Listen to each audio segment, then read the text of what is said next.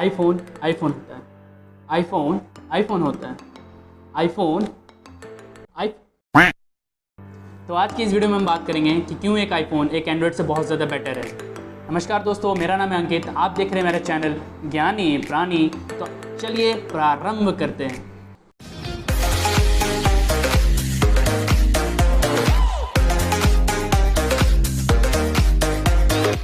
तो सबसे पहले बात कर लेते हैं हम एप्पल के सिक्योरिटी सिस्टम के बारे में।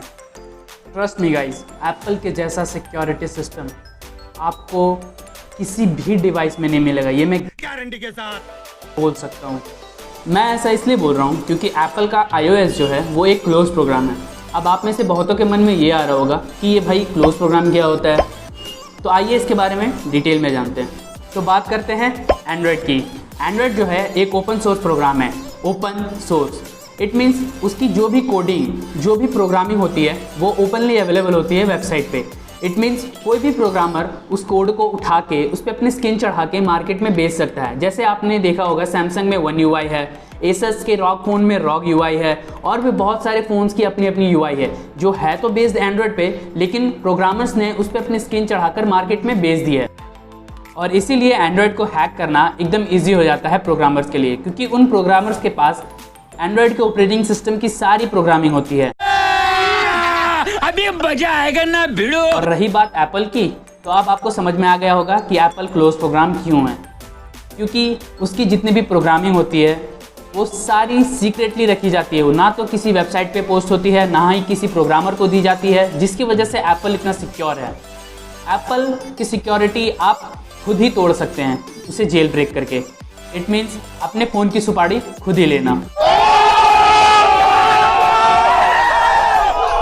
बात करते हैं ऐसे पॉइंट की जिसकी वजह से एप्पल को लोग इतना पसंद करते हैं, उसकी बिल्ड क्वालिटी। एप्पल की जैसी बिल्ड क्वालिटी आपको ना तो पुराने फ़ोन्स में देखने को मिलती थी, ना ही आज के फ़ोन्स में देखने को मिलेगी। वही बात करते हैं एंड्रॉयड की, तो एंड्रॉयड के जितने भी फ़ोन्स हैं उनकी बिल्ड क्वालिटी तो अब जाके सुधारी गई है। नहीं तो अगर आप बात करोगे पुराने फ़ोन्स की, 2012 और 13 के फ़ोन्स की, तो सब में सब आपको प्लास्टिक देखने को मिलता था।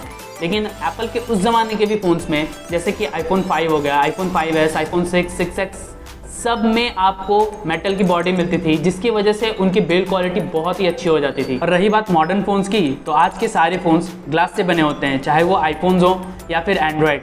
लेकिन एक मिनट,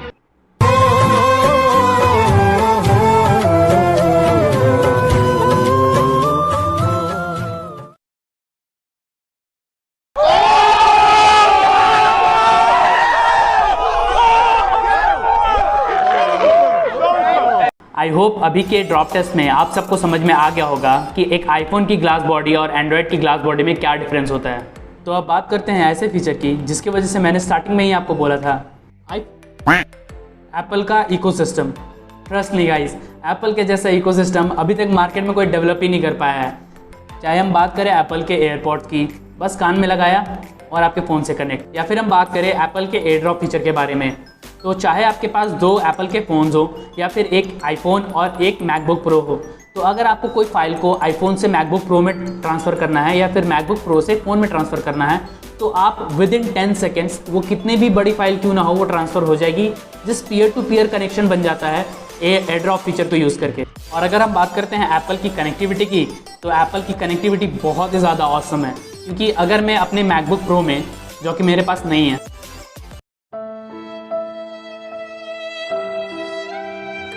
काम कर रहा हूँ और मेरे आईफोन पे कोई कॉल आता है और मेरा फ़ोन थोड़ी दूर पे रखा हुआ है, तो वो मेरे मैकबुक प्रो में भी शो होगा। तो मैं वहीं से उसे रिसीव कर सकता हूँ और वहीं से कॉल को अटेंड कर सकता हूँ। कितनी इजी लाइफ बना दी इन्होंने।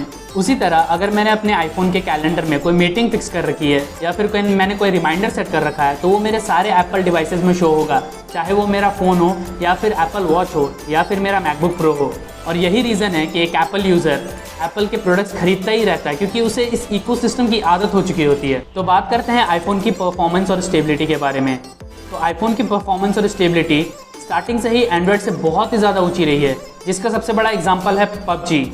जी हाँ, आज भी आईफोन 5s, आईफोन 6 और आईफोन 6s में पबजी चलती है, और वो भी अच्छे से चलती है।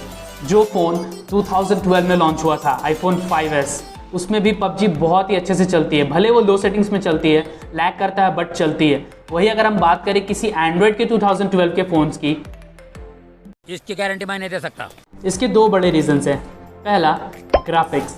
तो एप्पल के सारे फ़ोन्स में स्टार्टिंग से ही एंड्रॉयड के मुकाबले बहुत ही अच्छी क्वालिटी के ग्राफिक्स इंस्टॉल होते हैं, जिसकी वजह से इनमें पबजी जल्दी ओपन भी होता है और बहुत ही अच्छे से स्मूथली रन करता है। इसका दूसरा बड़ा रीज़न है प्रोसेसर।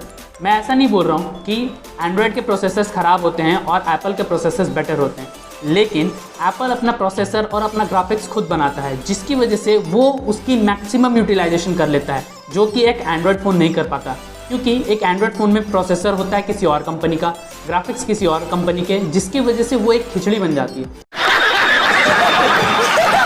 और यही एक रीज़न है कि एंड्रॉयड को 16 GB की रैम भी कम पड़ जाती है। और वही हम बात करें आईफोन की, तो आईफोन को ना ही ज़्यादा रैम की ज़रूरत है और ना ही ज़्यादा बैटरी कैपेसिटी की।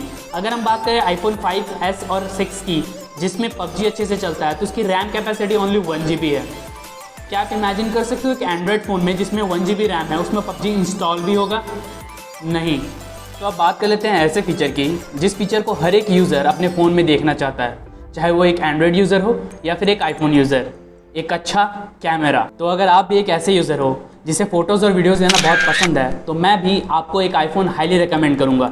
मैं ऐसा इसलिए बोल रहा हूँ क्योंकि आईफोन से खींची हुई जो भी फ़ोटोज़ होती है वो बहुत ही ज़्यादा शार्प, डिटेल्ड और क्रिस्प रहती है। चलो फ़ोटोज़ में तो फिर भी एक एंड्रॉयड फ़ोन एक आईफोन को कंपेयर कर लेता है यूजिंग गूगल कैमरा, लेकिन अगर हम बात करें वीडियो की, तो you just can't beat an iPhone. जी हाँ, वीडियो के मामले में एक आईफोन एक एंड्रॉयड से 1000 कदम आगे है। अगर आप भी एक आईफोन यूज़र हैं तो आपको पता होगा कि आईफोन की वीडियो क्वालिटी कैसी होती है, चाहे हम बात करें उसके डायनामिक रेंज की या फिर हम बात करें उसके स्टेबलाइजेशन की, चाहे हम बात करें उसकी कलर रिप्रोडक्शन की। हर एक चीज़ आईफोन की वीडियो क्वालिटी में बेस्ट होती है, जिसको एंड्रॉयड कंपेयर कर ही नहीं सकता। और फिर से हम बात करेंगे एक ऐसे फीचर के बारे में जिसमें एप्पल एंड्रॉयड से 1000 नहीं 5000 कदम आगे है। Software updates. एक एंड्रॉयड को सॉफ्टवेयर अपडेट्स मिलने की लाइफ साइकिल मैक्सिमम 2 ईयर्स तक चलती है। वही अगर हम बात करें आईफोन्स की, तो एप्पल के जितने भी फ़ोन्स हैं उनमें से 70% ऑफ द फोन्स आज भी iOS के लेटेस्ट वर्जन को रन कर रहे हैं। वही अगर हम बात करें एंड्रॉयड की, तो एंड्रॉयड पे ओनली 10% ही ऐसे फ़ोन्स हैं जिनमें एंड्रॉयड का लेटेस्ट वर्जन रन हो रहा है। मतलब अगर आपने 2018 में किसी एंड्रॉयड फ़ोन को परचेज किया था विद एंड्रॉयड ओरियो, तो 2020 में एंड्रॉयड क्यू उसका लास्ट अपडेट है। उसके बाद आपको ना तो एंड्रॉयड आर का अपडेट मिलेगा ना ही एंड्रॉयड एस का। और अगर हम बात करें आईफोन्स की, तो 2015 के बाद के जितने भी आईफोन्स हैं सब में आपको iOS का लेटेस्ट वर्जन रन करता हुआ दिखाई देगा, चाहे वो आईफोन का 6S हो या फिर आईफोन का 11 Pro Max। दोनों में ही आपको आईफोन का latest iOS version that is 13.5 run करता हुआ दिखाई देगा। और यही एक रीज़न है कि एक आईफोन एक एंड्रॉयड से बहुत ही ज़्यादा ड्यूरेबल हो जाता है, चाहे हम बात करें उसके हार्डवेयर की या फिर उसकी सॉफ्टवेयर की। आई होप इस वीडियो से आपको समझ में आ गया होगा कि क्यों एक आईफोन एक एंड्रॉयड से बेटर है। और आईफोन यूज़र से मैं बस इतना ही कहना चाहता हूँ यार, अब तो चैनल को सब्सक्राइब कर लो और कितनी तारीफ सुनोगे आईफोन्स की। और मुझे मालूम है एंड्रॉयड यूज़र्स मुझसे थोड़ा गुस्सा होंगे, तो टेंशन ना लो, अगली वीडियो आपके लिए है।